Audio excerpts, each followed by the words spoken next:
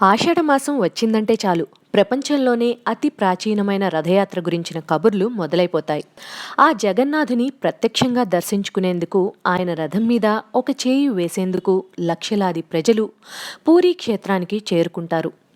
ఆషాఢ శుద్ధ విదియ నుంచి 9 రోజుల పాటు జరిగే ఈ పర్వదినాలలో వైష్ణవ భక్తుల సంబరాలకు అంతు ఉండదు. పూరీ జగన్నాథుని క్షేత్ర మహిమ ఈనాటిది కాదు. పురాణాలలో సైతం ఈ జగన్నాథుని మహిమను వర్ణించి తరించారు.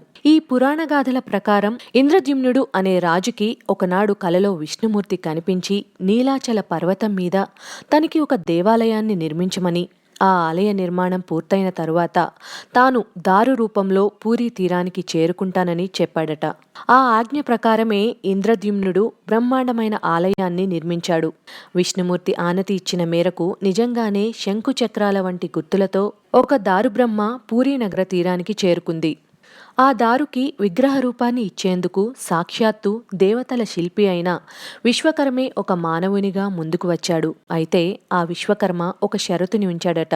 తను ఏకాంతంగా ఆ శిల్పాలను చెక్కే పనిలో ఉంటానని, ఆ పని పూర్తయి తనంతట తానుగా బయటకు వచ్చేంతవరకు ఎవ్వరూ లోపలికి రాకూడదన్నదే ఆ షరతు. అయితే 2 వారాలు గడిచిన తరువాత ఉత్సుకతను నిలువరించుకోలేని ఆ రాజు తలుపులు తెరిచి చూశాడట.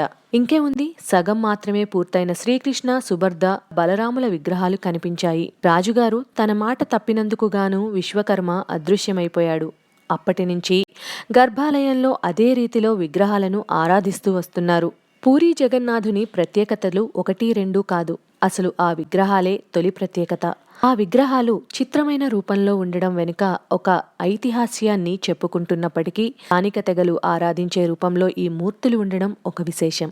దానికి అనుగుణంగా జగన్నాథుని చరిత్రలో ఆయనను ఆదిమజాతి వారు ఆరాధించుకున్న ప్రస్తావనలు కూడా కనిపిస్తాయి. అంటే ఈ దైవం అందరివాడన్నమాట.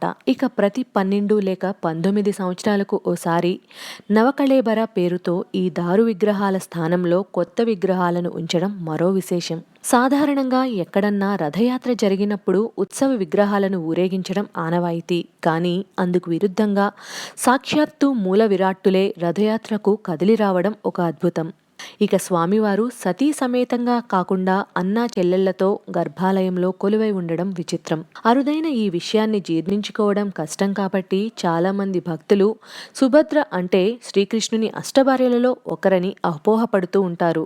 హైందవ క్షేత్రాలలో పూరికి ఉన్న ప్రాముఖ్యత అంతా ఇంతా కాదు. చార్ధామ్ యాత్ర పేరుతో బద్రీనాథ్, ద్వారకా, రామేశ్వరాలతో పాటుగా పూరికి కూడా చోటు ఉంది.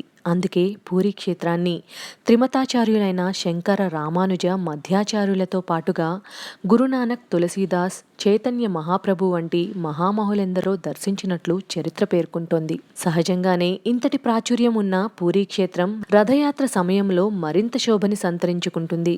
రథయాత్రలో భాగంగా ఉన్నతమైన రథాల మీద జగన్నాథుడు, బలరాముడు, సుభద్రలు సమీపంలోని గుండిచా అనే మరో ఆలయానికి బయలుదేరి వెళ్తారు. గుండిచా మందిరం వారి పిన్నివారి స్వస్థలమని, జగన్నాథుని ఉద్యానవనమని ప్రతీతి. ఆషాఢ శుద్ధ దశమి వరకు ఆ ఆలయంలో విశ్రమించిన జగన్నాథుడు తన గర్భాలయానికి తిరుగు ప్రయాణం కట్టడంతో రథయాత్ర పండుగ ముగుస్తుంది. ఈ కాలంలో వీలైనంత మంది భక్తులు పూరిని చేరుకుని వివిధ అవతారాలలో కొలువై ఉండే శ్రీకృష్ణుని దర్శించుకుంటారు. ఇక సాధ్యం కాని వారు తమ తమ ప్రాంతాలలోనే జగన్నాథ రథయాత్రలను పోలి ఉండే రథయాత్రలను సాగించి ముచ్చట తీర్చుకుంటారు.